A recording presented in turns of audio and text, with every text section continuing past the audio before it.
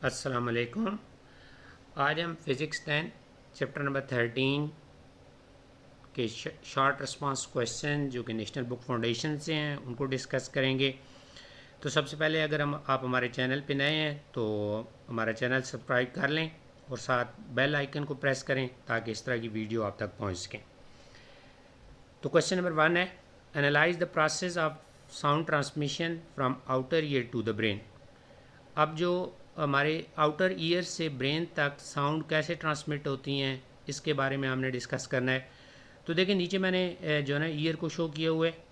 तो अब ये जो आउटर ईयर बाहर से जो ईयर है हमारा, ये क्या करता है कि यहाँ से साउंड कलेक्ट होती है और यहाँ से साउंड ऐसे इसके अंदर कैनाल के अंदर ये जाती है। आगे क्या होता है, ईयर ड्रम होता है। ये जो आगे ईयर ड्रम ये लिखा हुआ है डायग्राम के ऊपर, तो ये ईयर ड्रम वाइब्रेट करता है। अब ये वाइब्रेशन जो होती हैं ये आगे छोटी छोटी बोन्स हैं, बोन्स के ज़रिए ये वाइब्रेशन ट्रांसफ़र होती हैं कोकलिया पे।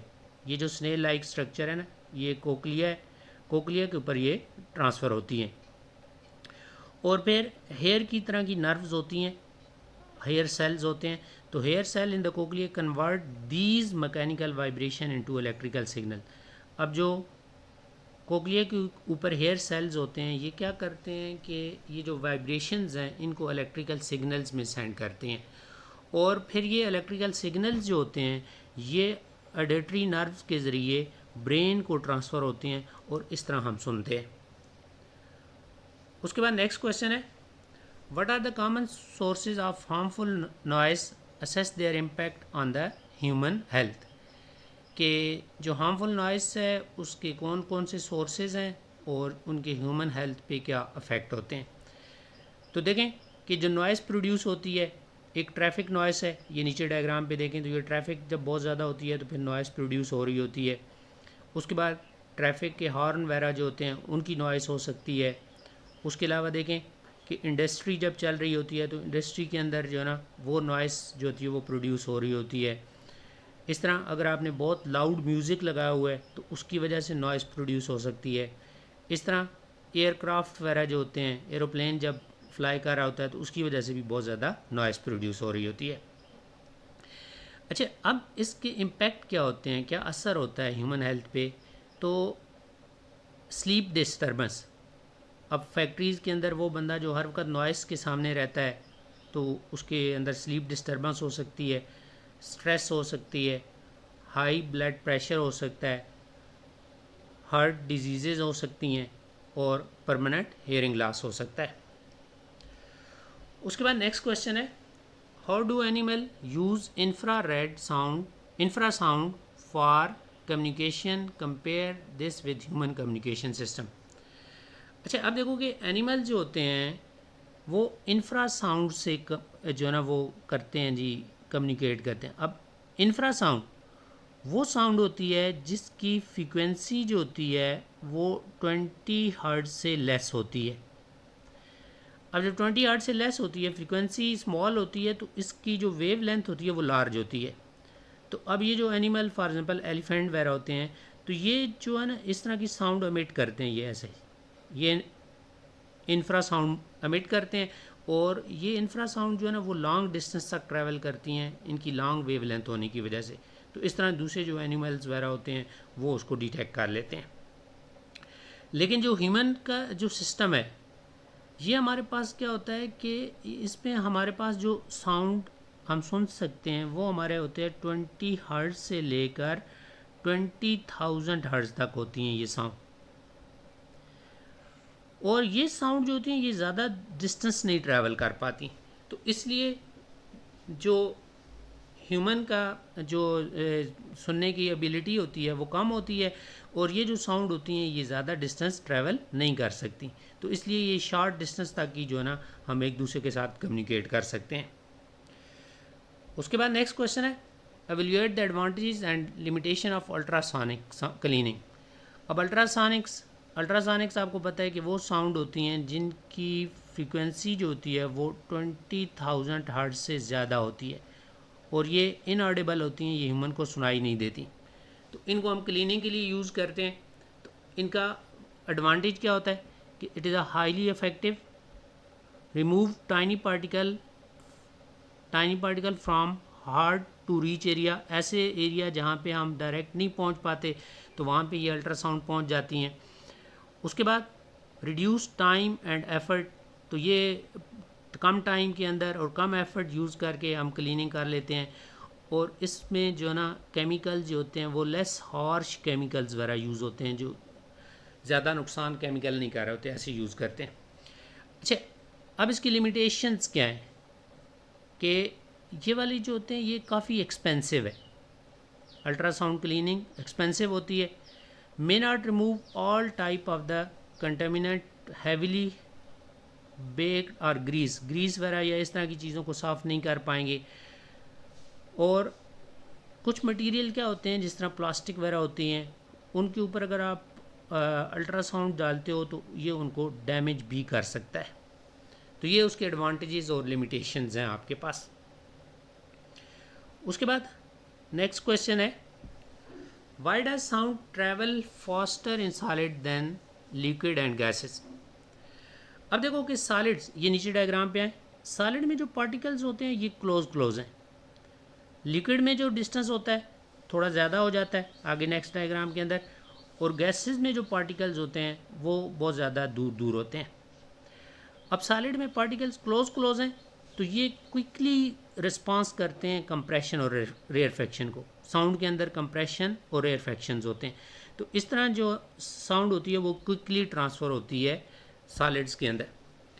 अब लिक्विड में पार्टिकल थोड़े अपार्ट होते हैं, तो लिक्विड के अंदर क्या होती है कि साउंड की स्पीड जो होती है वो थोड़ी कम होती है एज़ कम्पेयर टू सॉलिड। और गैसेस में जो पार्टिकल्स होते हैं वो बहुत दूर होते हैं, तो गैसेस में जब पार्टिकल्स दूर होते हैं तो इसकी वजह से क्या होता है कि ये आहिस्ता से जो ना वो साउंड को ट्रांसफ़र करते हैं, तो इस वजह से गैस के अंदर जो होती है स्पीड, साउंड की स्पीड जो होती है वो सबसे कम होती है। उसके बाद नेक्स्ट क्वेश्चन है, how two plastic glasses with a string stretch between them could be better way to communicate than merely shout through the air. देखेंगे दो ये प्लास्टिक गिलासेस हैं, ये आपके सामने नीचे डायग्राम को देखें, इन दोनों को हमने स्ट्रिंग के साथ कनेक्ट किए हुए। अब फॉर एग्जांपल एक जो हमारे पास गिलास है, ये स्ट्रिंग जो काफ़ी लॉन्ग है, ठीक है। अब एक के सामने एक पर्सन जो है ना वो बोलेगा, और ये जो दूसरा है इसके सामने ईयर होगा, यहाँ पे जो ना पर्सन का माउथ है और ये उसके सामने बोलेगा। तो अब ये वाली जो साउंड है ये इस गिलास के थ्रू स्ट्रिंग में ट्रांसफ़र होगी, और स्ट्रिंग से जो ना फिर आगे ये अगले गिलास के अंदर ट्रांसफ़र होगी, और यहाँ ने जो पर्सन जहाँ पे है जिसका ईयर है यहाँ पे, तो उसको वो साउंड सुनाई देगी।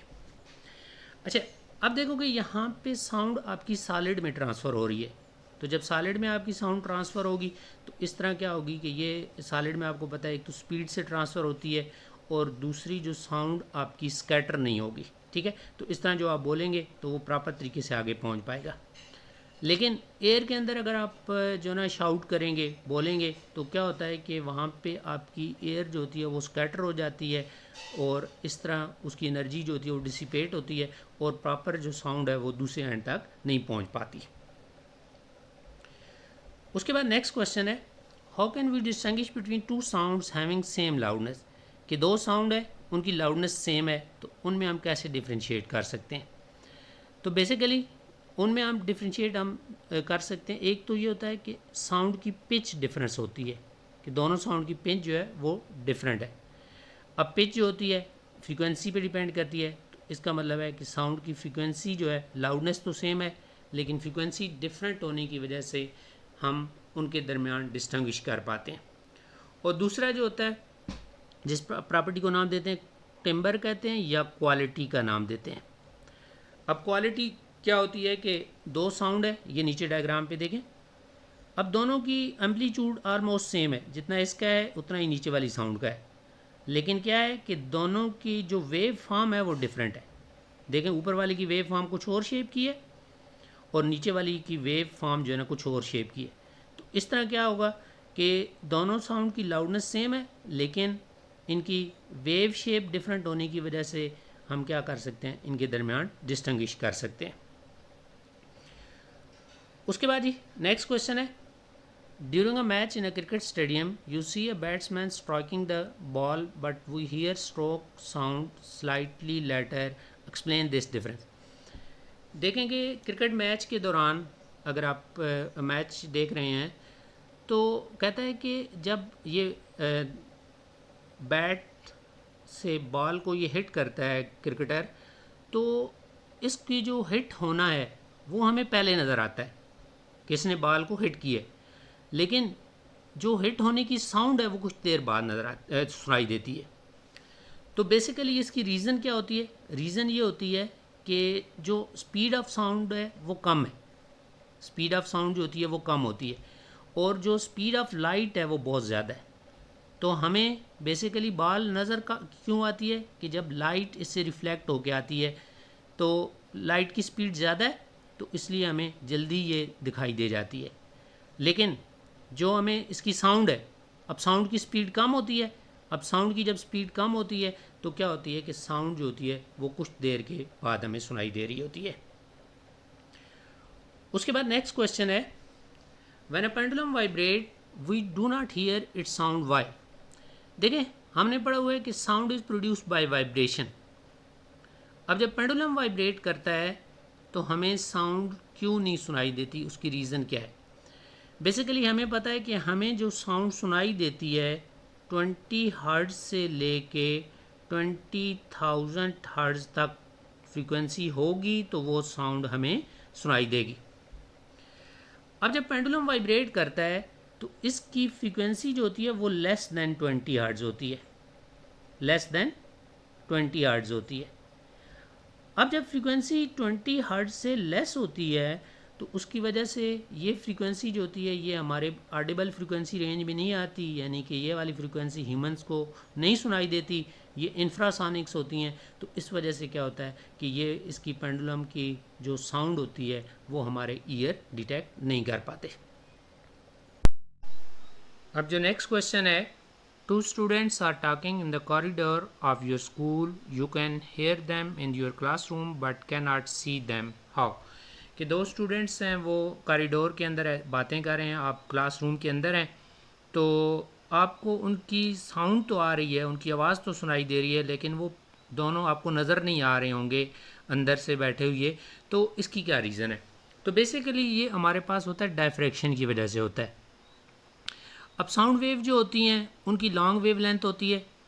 अब लॉन्ग वेव लेंथ की वजह से क्या होती है कि साउंड जो होती है वो डायफ्रैक्ट होती है, ये डोर्स के अक्रॉस बेंड हो जाती है और इस तरह जो ना अंदर रूम तक आ जाती है और आप उनको सुन सकते हो। लेकिन जो लाइट है, अब बंदा हमें कब नज़र आता है? जब उससे लाइट रिफ्लेक्ट होके वापस आए। तो अब लाइट की जो होती है वो शॉर्ट वेव लेंथ होती है। अब शॉर्ट वेव लेंथ की वजह से क्या होती है कि उसमें कुछ ज़्यादा डायफ्रैक्शन नहीं हो पाती। अब जब ज़्यादा डायफ्रैक्शन नहीं होती तो इस तरह क्या होता है कि आप उनको देख भी नहीं पाते हो। What step would you take to stop echo and reverberation in a large room?